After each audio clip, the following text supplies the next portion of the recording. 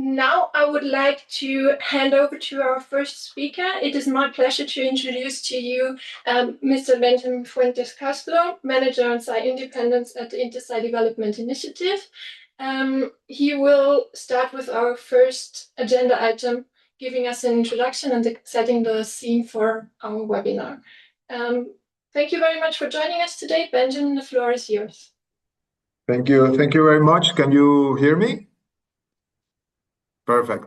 Thank you very much. It's a great honor to be here with Nico's network, and thank you very much to the Intersite General Secretariat for the opportunity to make a presentation and disseminate the results of the important project that we conducted along with OECD. I don't know if it's possible for me to share the screen.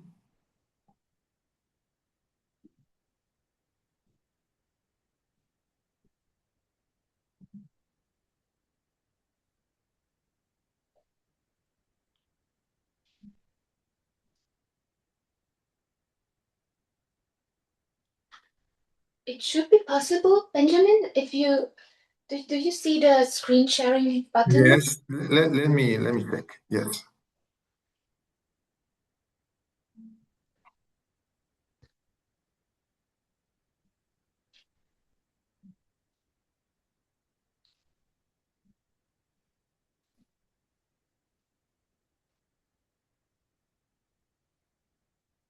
I think here it is.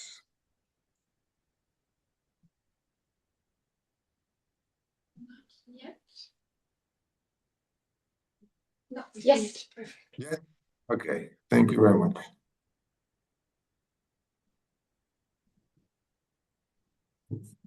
Thank you very much. And I would like to, basically what I'm going to do is to share with you the diagnosis and the justification on the global project, the decision that we took, IDI and OECD, to undertake this important project was basically based on a diagnosis that we had regarding the challenges on site independence faced by supreme institutions within the Intersite community.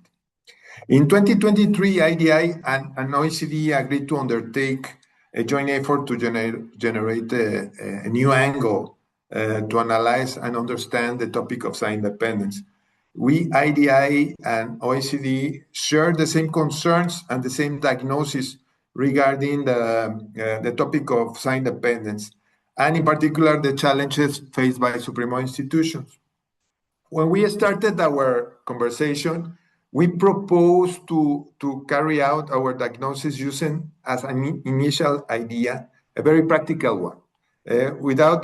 Basically, we all know this idea, but I would like to mention it for the sake of the presentation.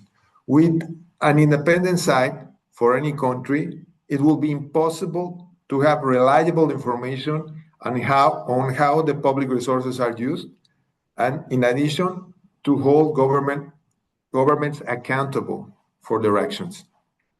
This means that in order to generate positive outcomes out of their work, sites need to operate with autonomy and without undue influence. It's important to highlight and to reiterate that IDI and OECD also agreed that our permanent reference on what independence would, the meaning of site independence, this will be the Intersite Mexico Declaration. That will be our permanent reference. What is even more important, IDI and OECD also agreed that our joint effort will be aimed at complementing and facilitating the implementation of the Mexico Declaration principles. IDI and OECD fully agree that the Mexico Declaration gives us a robust conceptual framework to understand what site independence is. So based on this initial diagnosis and the reference of site independence or the Intersite Mexico Declaration, clarifying the meaning of site independence, we also agreed that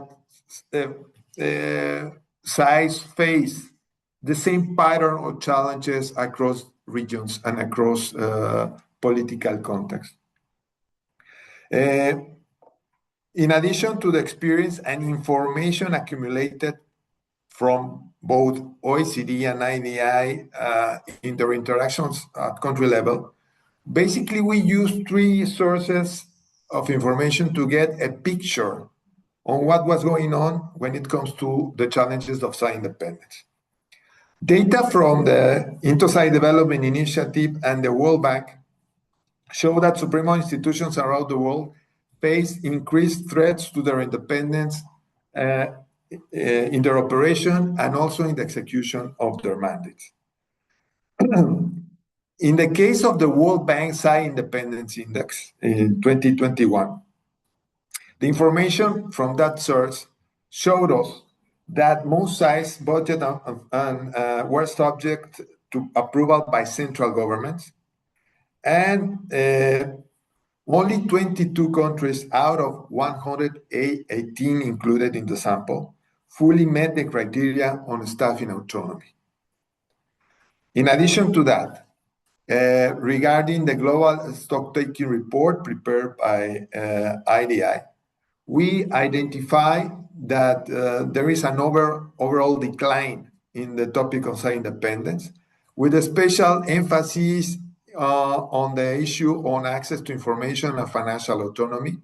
And what is even more important is that, according to the stock-taking report, there was an increase in reported interferences directly from the government in the execution of the mandate of Supremo institutions. In addition to the World Bank Site Independence Index and the Global Stock-Taking Report, the tool that was created by IDI, the Site Independence Rapid Advocacy Mechanism, which is a tool that was created to give the possibility to Supremo institutions to report threats on their independence when they feel that their independence is being threatened by the government or by the politicians in general. So we had a set of cases of this Site Independence Rapid Advocacy Mechanism, which basically consists of receiving a report from the site. Then we conduct an analysis on the threat faced by the site. We issue a response to that threat, a specific threat, which can be a report or can be a statement of concern, and then we follow up the case. And we have had 19 cases of Site Independence Rapid Advocacy Mechanism. The last ones, you can find the reports on these cases on the website on IDI. We have the case of Poland, case of Montenegro, Costa Rica, and Cyprus too. Data from the 19 serum cases showed us that the threats that Supremo institutions are facing regarding their independence can be found across different regions. Here in this graphic, we can identify that Eurosci is the main user of the tool, but we also have cases in the all assets regions, Afrosite E and CREFIAF.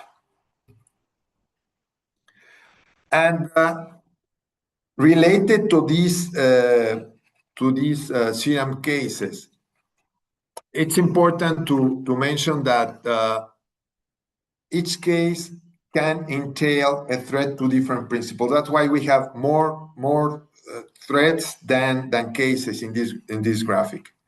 And as you can see, principle number 2 and principle number 3 are the ones which are the most common principles that are threatened when it comes to the CRM cases. But beyond these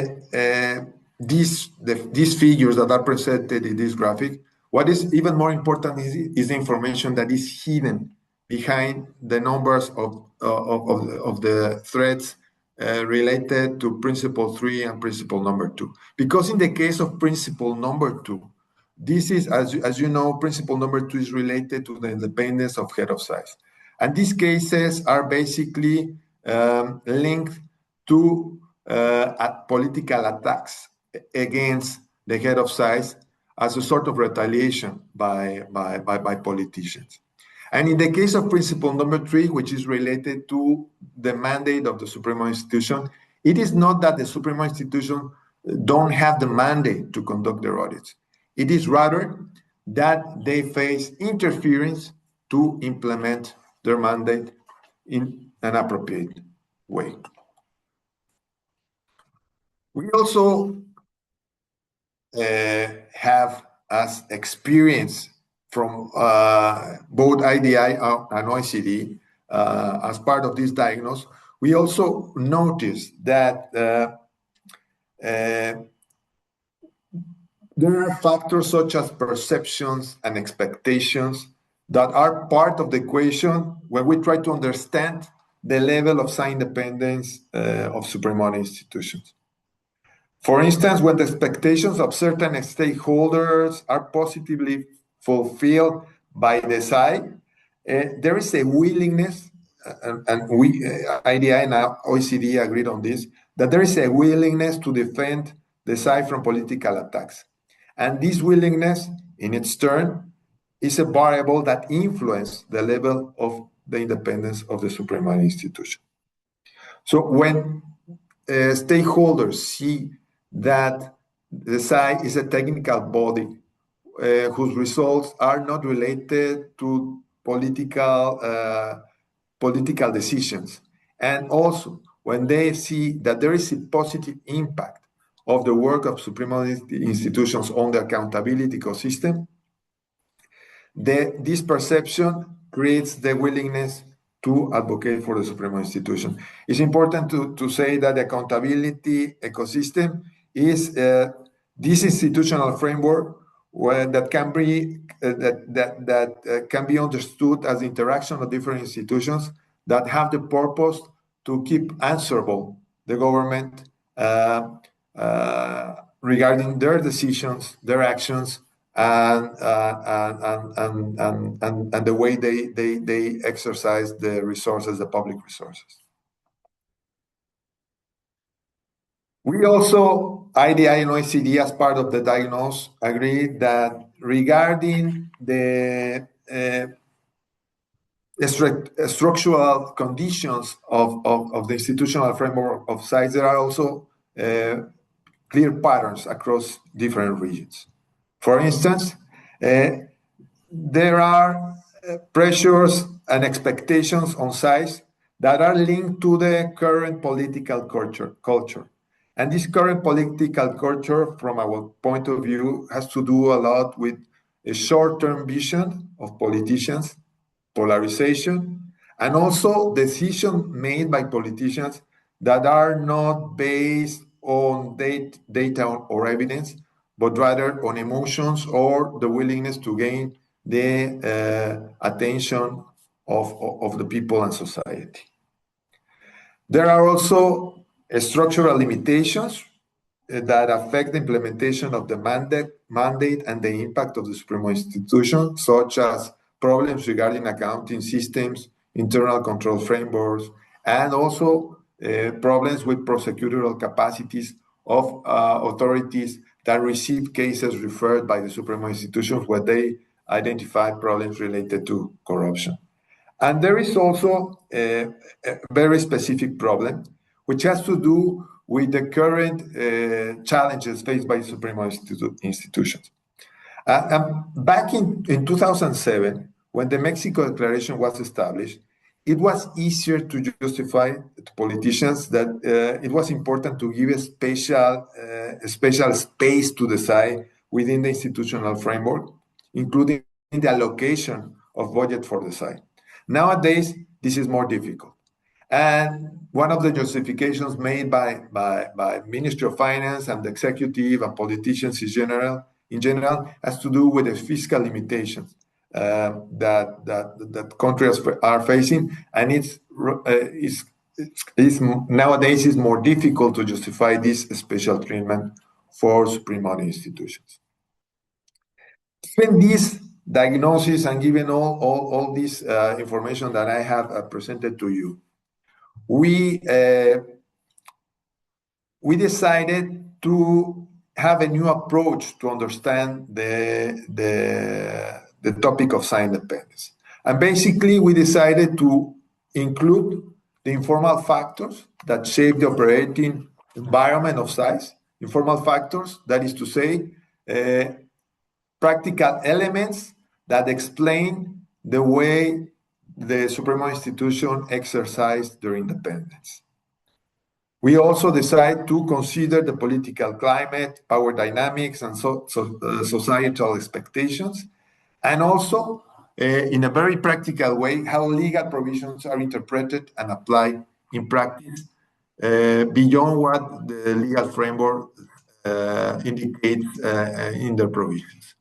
So with all these elements, we decided to undertake the global project on science independence, understanding these new challenges of supreme institutions, these new conditions that they have to face. And that's why we also decided to invite other partners within Intosai and outside Intosai. Within Intosai, we had the important collaboration of the Intosai General Secretariat. We also had the collaboration of the U.S. Government Accountability Office, especially when it came to the data collection process and the methodology that was defined to collect the information related to these informal factors. And we also had the financial support from the General Court of Audit of Saudi Arabia, but also the technical support in the data collection process. And given the relevance of the topic on science independence and its connection with the institutional framework within the countries, we decided also to invite other partners such as World Bank and the International Monetary Fund to give a special meaning to the findings that we were going to have in the process of the implementation of the global project on science independence, as we considered that having these contributing partners on our side was important to have a stronger impact in the results of the global project and the report that we prepared, IDI and OECD. And of course, we had the participation and the contribution, the direct contribution, the financial contribution of SECO from Switzerland. And with all this perspective, we decided to start implementing the global project on science independence. My colleague, the next agenda item, Frederick Boom from OECD, will explain the details on how we prepare the report, how we and the results on the data collection of this effort called Global Project on Science Independence. That will be my participation. Thank you very much. Thank you very much, Benjamin, for your insightful introduction and all the information, and also for even starting this very important project and giving us the opportunity to contribute and to work together. It's such an important topic that needs to be researched, and you did a great first step there. And we are very thankful that you started this project. It is now my pleasure, as you said, to introduce our second speaker from OECD, Mr. Frederick Bohm, a policy analyst at OECD and leading country work and public integrity and anti-corruption policies, and cooperating with SAIs. Please, Frederick, the floor is yours.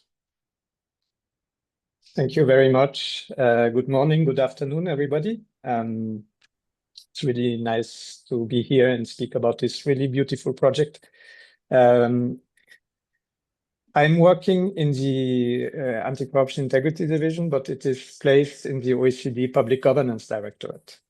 And as such, we are really interested in understanding better and improving public governance. And of course, Supreme Audit institutions for us play a key role in governance. So this project for us is really important. And Supreme Audit Institution really play a crucial role in public governance, not just because of their oversight role, but also because of the insights and the foresight they can provide for policy makers while maintaining their independence. In fact, the independence is absolutely key to play this role credibly. So this is why we were very much happy when we started with IDI this project, because in our country projects also we saw what Benjamin just explained, this increasing threats against SAI independence, and our evidence, our anecdotic evidence in this case still coincided completely that usually you have the legal framework that protects the SAI independence, but the attacks, the undermining of SAI independence comes through other ways. So this project with IDI was really a great opportunity for us to better understand, and more importantly, to provide some policy recommendations to strengthen SAI independence beyond legal frameworks. So as I will also share a presentation. Give me a second. Okay, I hope you can see it already. So I will talk first about a bit the project itself and the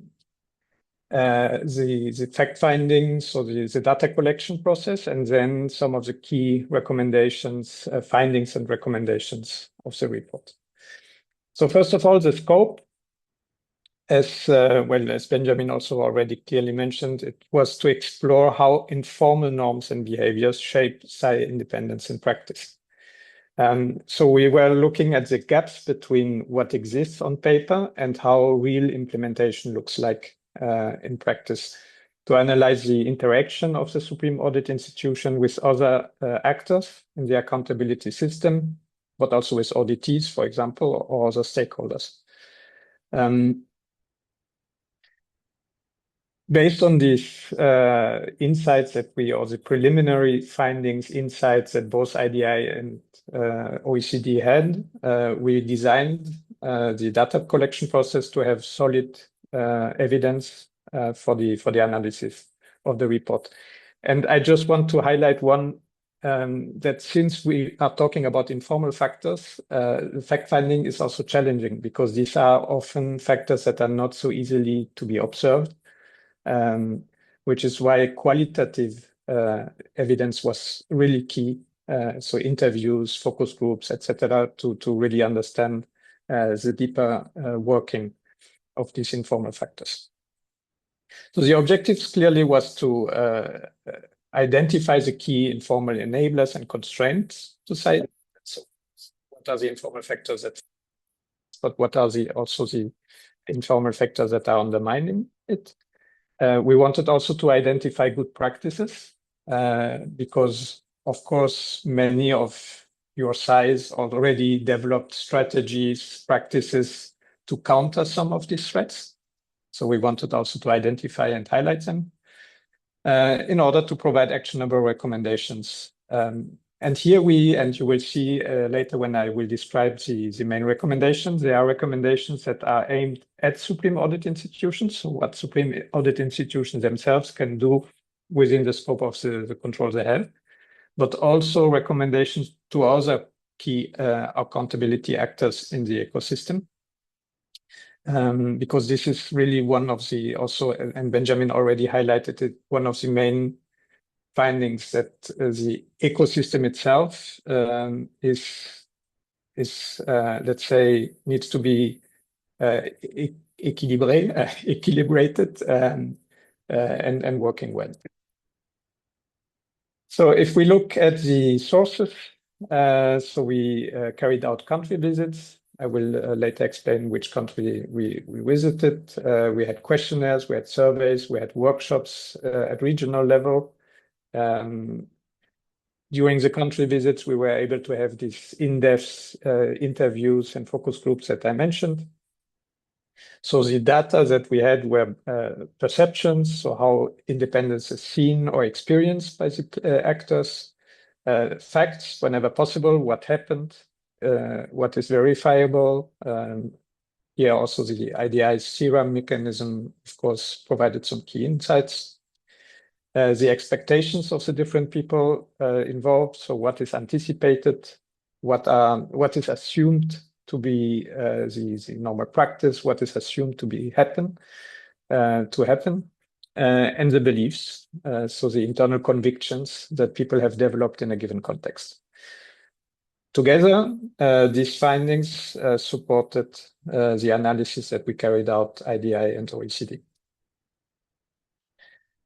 So here also a nice figure, but it's basically showing again how the different sources provided the insights for the report. Country visits, regional workshops, we use questionnaires and surveys.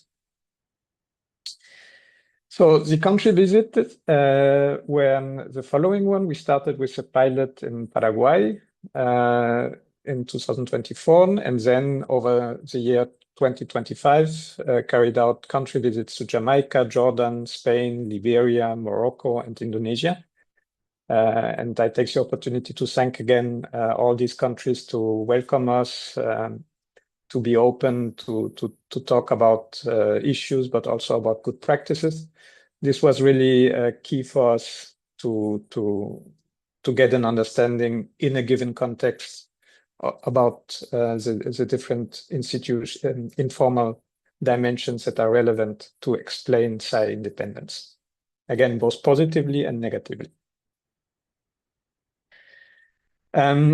What were the stakeholders that we interviewed during the country visits interviews? You see that, of course, a lot of our interviews were with SAI at high level and technical level.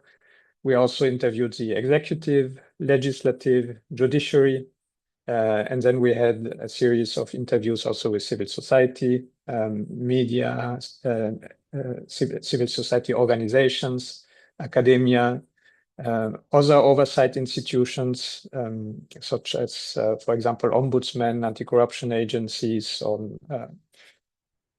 regulatory agencies. We also talked with development partners, both multilateral and bilateral cooperation, and others. So this was very, really a rich insight from different perspectives. To complement these in-depth country visits, and of course, given the resource constraints, we could not cover the whole world. So the strategy to assure that we will cover the different SAI models, but also the different inter-SAI regions, we carried out also some regional workshops. So one in Djibouti for the Kefias, another one in Jordan for the Arabo-SAI, and then in New Caledonia for the PASAI. This allowed us also to touch base and get insights and inputs from SAIs from countries that we did not have the opportunity to visit. And of course, in addition, all the, let's say, the normal interaction that IDI and OECD has over in other projects with Supreme Audit Institutions in countries also informed the report. Then we had a series of surveys, which were also very useful. So we applied surveys to Supreme Audit Institutions through of OECD countries. We had a survey with legislative through the OECD Parliamentary Network. We also surveyed internal auditors because they have a very specific special perspective also on the SAI and on audit, let's say the national audit system in a country overall. And a survey with civil society, which was coordinated by the World Justice Project.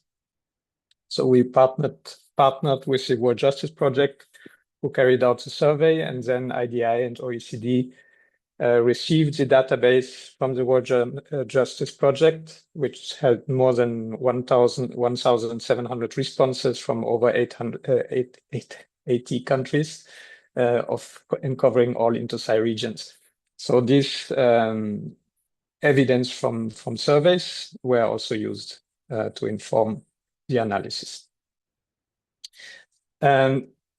Surveys are rather, let's say, not open-ended questions, more concise. Then we had also more extensive, more detailed questionnaires that we sent to Supreme Audit Institution. You can see here the list of the Supreme Audit institutions that responded to the questionnaire. In this questionnaire, we were asking questions about legal protection, relation to the executive, legislative, judiciary. We asked also about de facto challenges, de facto strengths, and areas of improvement for the feedback from these Supreme Audit institution participating in the questionnaire. So having said that, so this is really just to flag that the process of data gathering was quite extensive, again, to cover this a bit difficult to catch topic of informal factors. It's not as easy as reading a law or looking at some data. You really have to get almost inside of people's heads and understand the power relations, the different dimensions of how actors relate to each other and how they communicate, etc. So I want to share some main findings, but as Benjamin said, please download the report. It is available on our websites in English and French and Spanish and soon in Arabic as well. So one main finding, as Benjamin also already mentioned, is that SAIs operate within a broader accountability ecosystem. What we saw here is that the effectiveness of the system depends strongly on the quality of the interactions between the actors and the clarity of the roles, the mutual respect for mandates, and the existence of structured and predictable engagement. This is really a finding that was consistent over and let's say also confirmed in triangulating answers from fact-finding interviews on the questionnaires.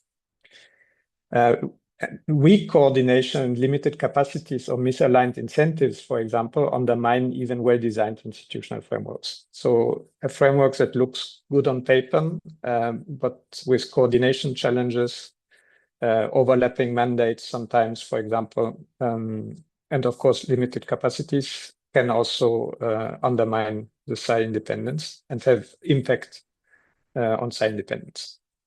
Conversely, strong relationships and clear procedures and shared understanding of roles can significantly strengthen SAI independence and their impact. So these findings gave us a cue to look into these kind of roles. That's the main finding concerning the broader accountability system, and I will go into more detail now.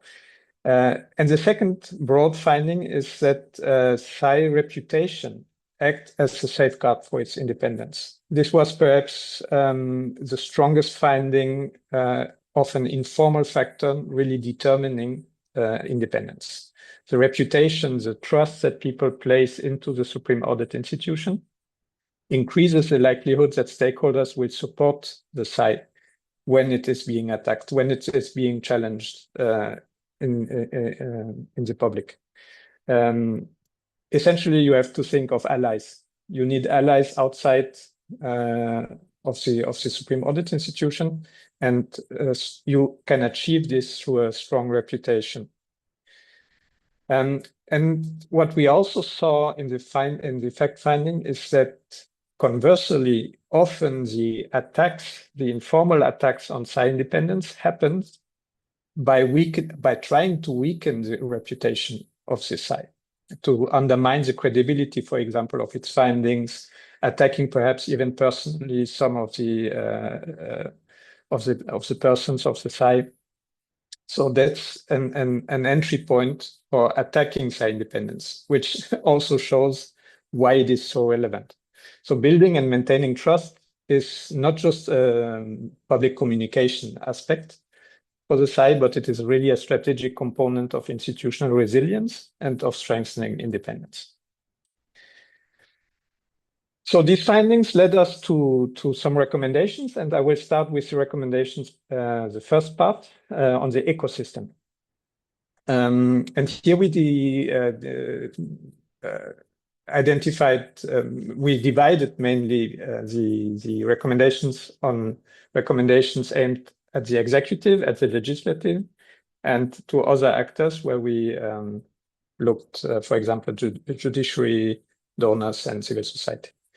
So the executive, a key point is to ensure the clear functional separation and executive ownership concerning own accountability responsibilities. In other words, the executive needs to own their part of the accountability responsibility. So we are talking especially about internal control, internal audit, anti-corruption. In some countries, either because the SAI is very strong, so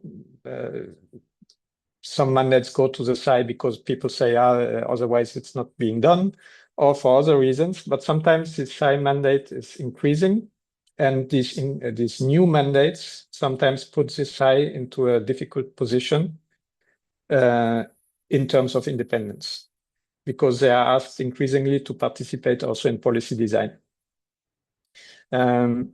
This is, of course, an issue for SAI independence, but it's also an issue of the executive, because it weakens the ownership and the responsibility of the executive itself. A bit related to this means that if the executive proposes some reforms, legal reforms, that are touching the SAI mandate or accountability functions of the executive, due care should be placed to analyze potential undesired consequences of this reform.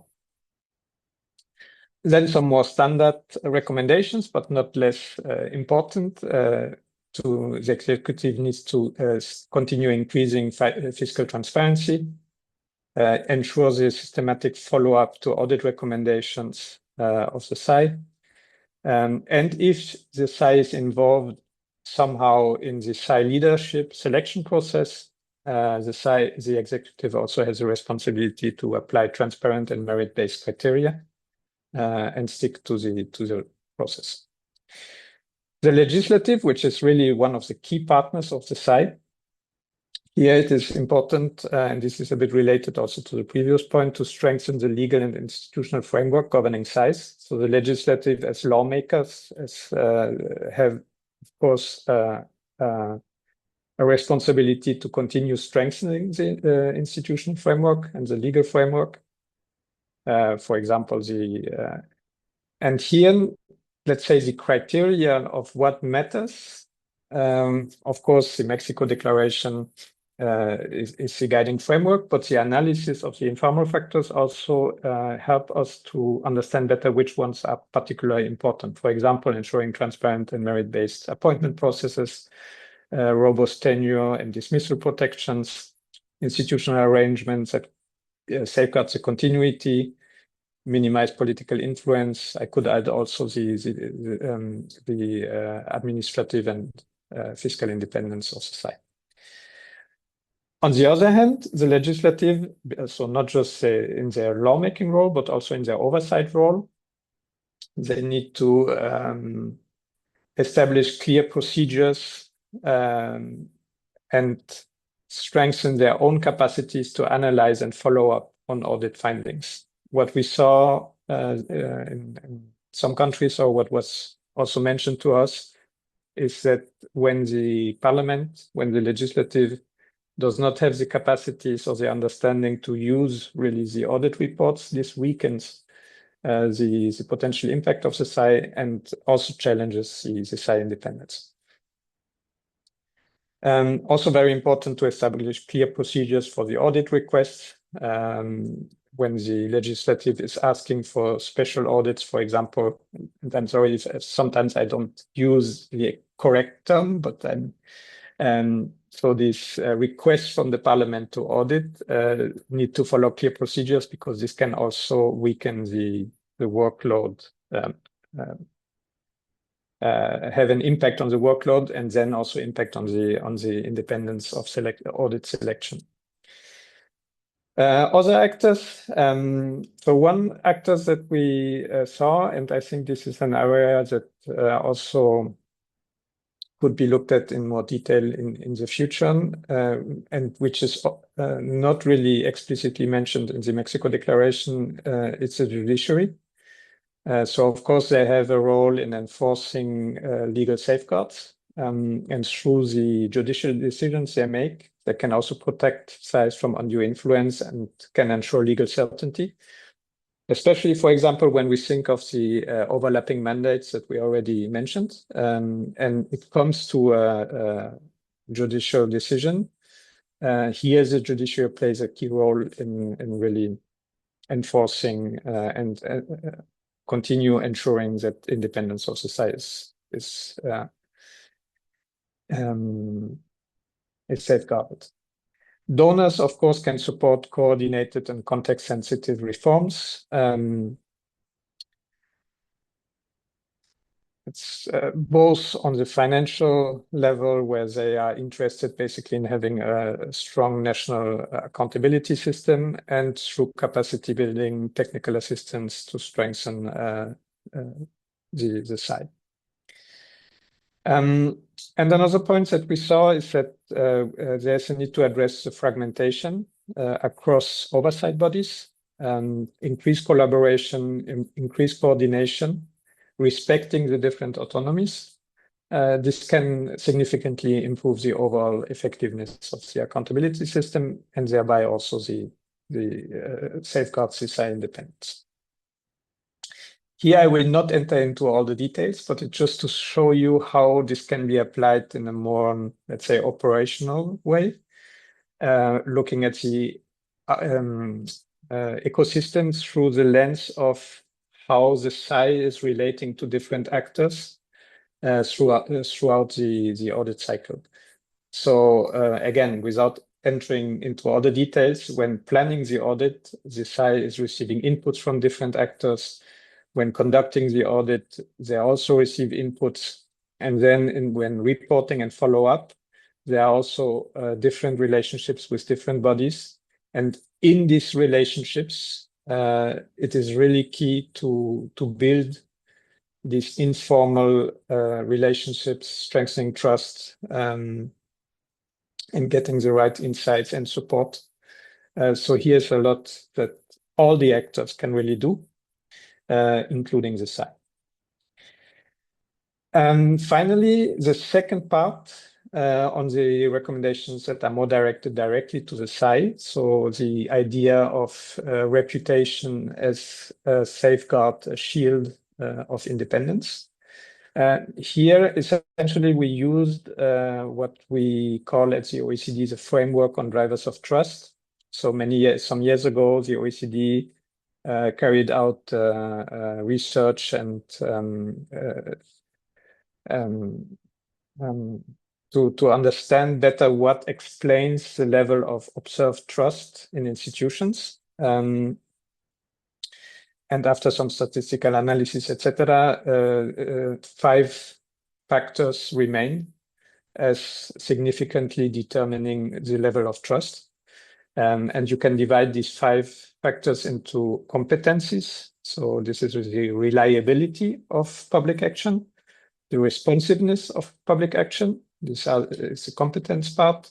And then, but also very important, the values part, which is the openness, the integrity, and the fairness of public action. Together, these 5 actors are explaining quite well the public trust. Of course, then it's an empirical question which factors are more relevant in a given context. But it provided us a lens, an analytical tested framework to understand what are the factors that are determining or that could determine SAI independence. SAI trust, SAI reputation. So when we look at competencies, reliability is closely related to audit quality. So it is key to demonstrate technical quality and consistency across political cycle. Also, for example, the follow-up on audit recommendations to reinforce credibility, effectiveness, and contributions to public sector accountability. So a bit the value added part. Then responsiveness is closely related to audit relevance. So ensure that audit topics, findings, and recommendations are timely, relevant for society also, and aligned with emerging risks and public interest concerns, so that citizens feel that the work of the SAI is really relevant for them. And systematically also using audit data to inform oversight and insights perspective. What I mentioned at the beginning, the SAI can contribute through the accumulated evidence that they have through audits to better policymaking, while completely also remaining independent. Even more, it is key that this function is credible. Its independence is key so that this function of contributing is credible and perceived as credible. And on the other hand, the SAI values, so we are talking about openness, which means that, of course, it is key to fulfill the transparency responsibilities, but so the requirements of access to information laws, etc. But in addition, the SAI can be much more proactive also in publishing key information in plain language, for example, and providing relevant targeted information. Clear communication with stakeholders and the public to address questions. Both ways, listening and communicating, and this is something that Benjamin also mentioned. In a world where evidence becomes less and less, or more and more relative, the SAI also has a very important role to play in preventing the spread of misleading information, disinformation, through evidence-based dialogue in politics. Integrity, strong integrity frameworks in the Supreme Audit Institution is key to shield the Supreme Audit Institution from undue influence from outside. So, for example, conflict of interest regulations, ethic rules, gift policies, all these integrity frameworks internally needs to be very strong in a SAI to shield the staff from influence. And of course, the SAI should lead by example when it comes to integrity. Fairness, ensuring objective audit criteria and impartiality, establishing transparent policies to manage informal interaction between auditors and auditees. For example, one thing that came up interestingly is the use of new communication channels like WhatsApp, all these informal channels are perceived as giving some actors perhaps privileged access. So there needs to be clear policies and guidelines on how to use this fairly and openly. And of course, ensuring due process for auditees. Now, just finalizing with some high-level conclusions. So first of all, we believe that the topic of SAI independence is an entry point to strengthen the accountability ecosystem overall, because of the central role that the SAI plays. Second, the relationship between the SAI and the legislative is a key element within the accountability ecosystem and needs to be strengthened. The third one is that broadening the mandate of the SAI can have a negative and undesired effect on the independence of the SAI. Often it's let's say, it's a consequence that was not considered in the first place. So it's undesired consequences of well-intentioned reform. Fourth, the de facto balance of power between executive and legislative influences the independence of the SAI. Benjamin talked a lot about this political dynamics. This is key to understand. And finally, just to highlight and emphasize again the point that reputation is a non-legal protection, and that SAIs need to deliberately strengthen their reputation by gaining the trust of citizens. So we believe there's a lot of scope and opportunities to continue working on this issue, both in strengthening size, but also in continuing to better understand this new topic. Definitely for us, I think I speak both for IDI and for OECD. It was a learning experience. It was a very interesting exercise in exchanging with all these actors and understanding better the role of size and the role of independence. So thank you very much, and I hope I did not extend myself too much. Thank you so much, Frederick, for these highly meaningful and holistic insights and findings. I think they will provide a very, very good basis for our discussions. And you also briefly touched upon the methodology and design of the report and the work of the global project. And for our next agenda item, we are very happy to be able to welcome one of the project partners, the US GAO and Climate Accountability Office, and representing the USGAO, which is also acting as the vice chair of the PFAC of Intosci. We are very happy to welcome Ms. Cindy Gilbert, Assistant Director at the USGAO. And Cindy, we will be very happy to learn more about the methodology. Thank you. You have the floor.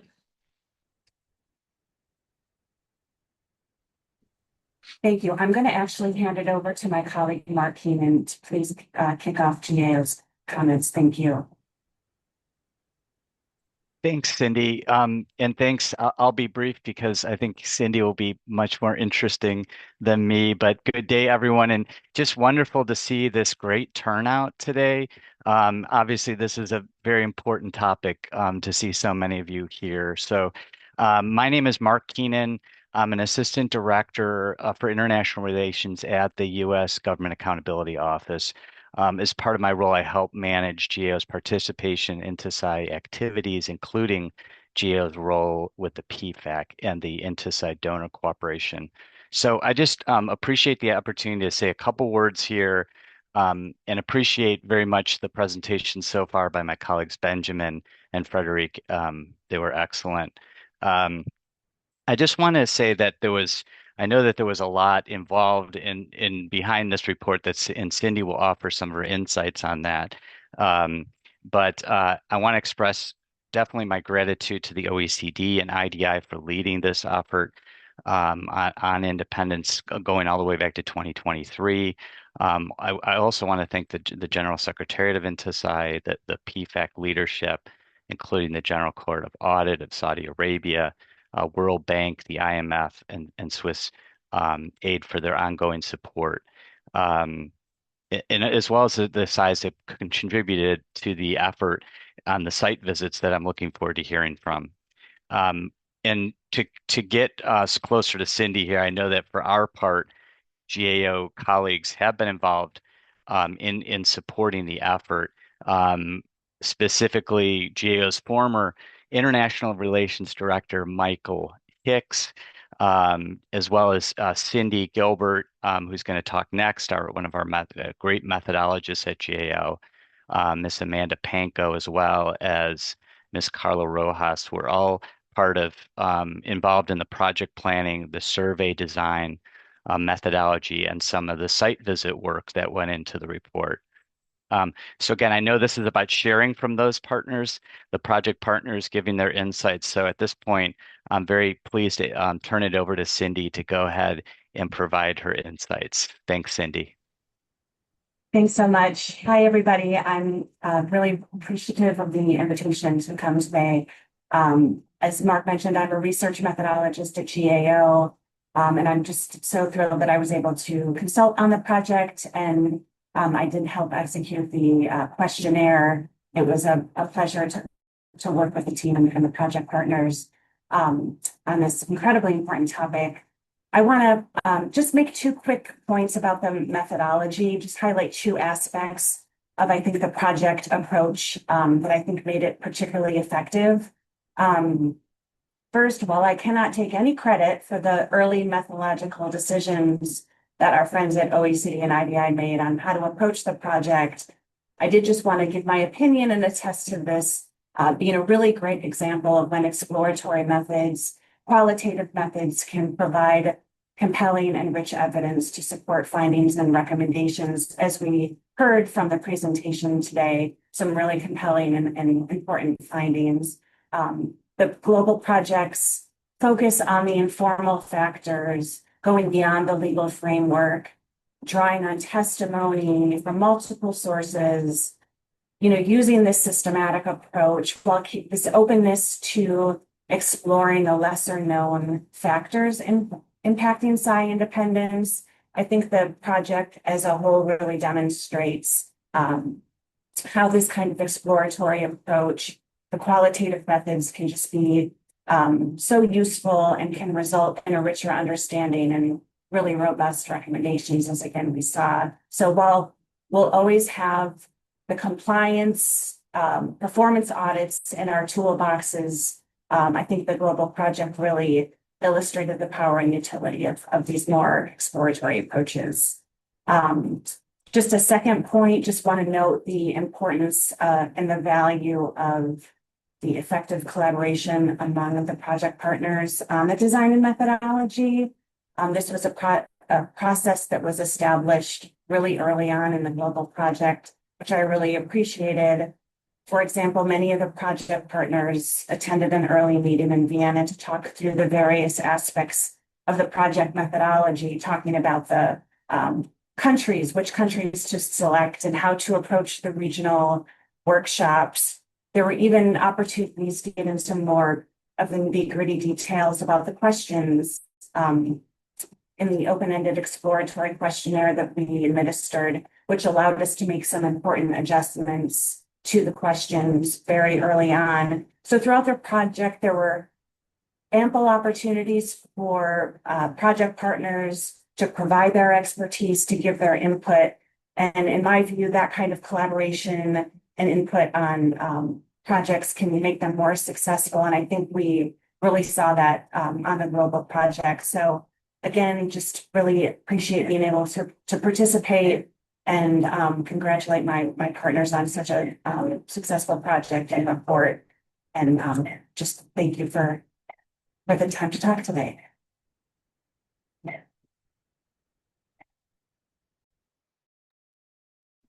Thank you so much, Mark and Cindy, for taking the floor and for being here with us representing the USGAO. Thank you also for your much valued partnership within the project. This agenda item is also dedicated to all project partners. So we wanted to ask whether any of the project partners who are here with us today, namely the World Bank. We saw registrations from the World Bank today. We also saw registrations from the InterSci PayFac members. Whether any of our colleagues would like to take the floor, or if colleagues from the IMF happen to be here, or also from SECO, whether you would like to take the floor. We have now time and space within this agenda item for that.